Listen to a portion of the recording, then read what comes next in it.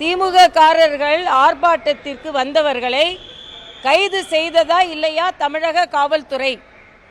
அப்போ திமுக ஆர்ப்பாட்டத்துக்கு எப்போ வேணாலும் அனுமதி, பாஜக மற்றும் எதிர்க்கட்சிகளின் ஆர்ப்பாட்டத்திற்கு எப்பொழுதுமே அனுமதி கிடையாது. அது மட்டும் இல்லை, பெண் தலைவர்கள் தங்களது கோரிக்கையை பெண்களுக்கு பாதுகாப்பு வேண்டும் என்று தமிழக தெருக்களில் இறங்கி போராடுவதற்கு அனுமதி கிடையாது. ஆக அண்ணன் ஸ்டாலின் தலைமையில் என்ன ஆட்சி நடந்து கொண்டிருக்கிறது என்று எனக்கு தெரியவில்லை. ஒரு சர்வாதிகார ஆட்சி.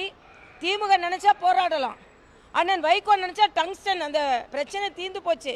மத்திய அரசு தமிழக மக்களுக்கு எதிரான மனநிலையில் நாங்கள் என்றுமே இல்லை என்று சொல்லியாகிவிட்டது. மதுரையில் டங்ஸ்டனுக்கு அவரோட ஆர்ப்பாட்டத்துக்கு அனுமதி.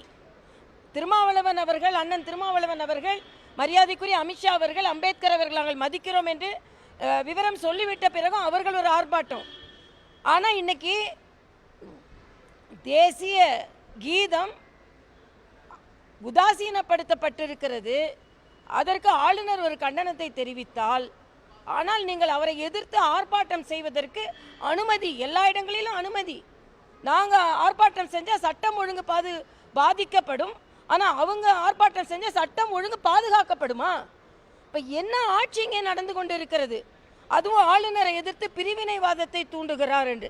எங்கேயானும் தேச ஒற்றுமைக்கான தேசிய கீதத்தை மரியாதை கொடுங்கள் என்று சொன்னால் அது பிரிவினைவாதம் என்று புதிய அர்த்தத்தை தமிழக அரசு தான் கற்பிக்க முடியும்.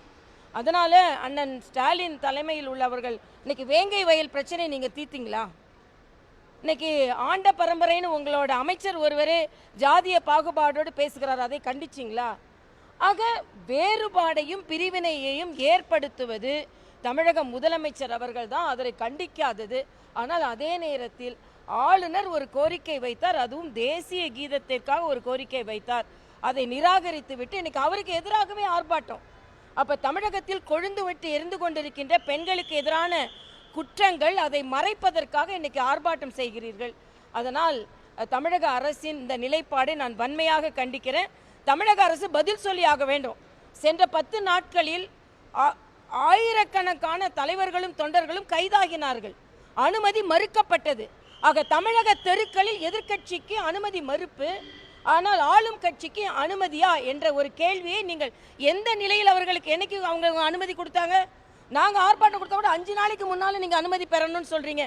நேற்று அனுமதி பெற்று இன்று எப்படி ஆர்ப்பாட்டம் நடத்துகிறார்கள்? ஆக அப்பட்டமாக எதிர்க்கட்சிகளின் குரல் வலை நசுக்கப்படுகிறது. தமிழகத்தில் ஜனநாயகம் இல்லவே இல்லை என்ற குற்றச்சாட்டை நான் இங்கே வைக்கிறேன்.